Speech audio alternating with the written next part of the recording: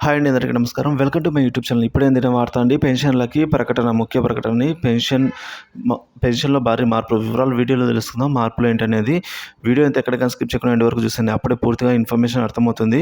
అలాగే వీడియో నచ్చినట్లయితే ఒక లైక్ చేయండి. ఇంకా సబ్స్క్రైబ్ చేసుకున్నట్లయితే మన ఛానల్ సబ్స్క్రైబ్ చేసుకోవడం ద్వారా నేను చేసే ప్రతి ఒక్క వీడియో మీ వరకు రీచ్ అవుతుంది. ఇక ఆలస్యం చేయకుండా వివరాల్లోకి అయితే వెళ్ళిపోదాం ఫ్రెండ్స్.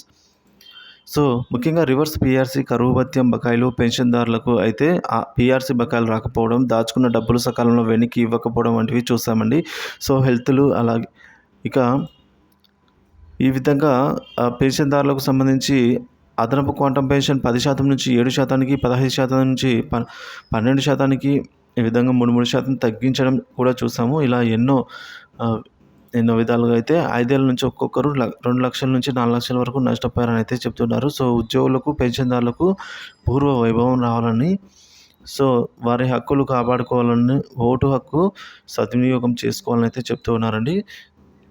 సో, ఈ విధంగా పెన్షనర్ అందరూ కూడా వారందరికీ ఈ విధంగా ఇన్ని మార్పులు చూసాము కాబట్టి తప్పకుండా మీ ఓటు హక్కు అయితే వాడుకోవాల్సిందే అని అయితే చెప్తూ ఉన్నారు.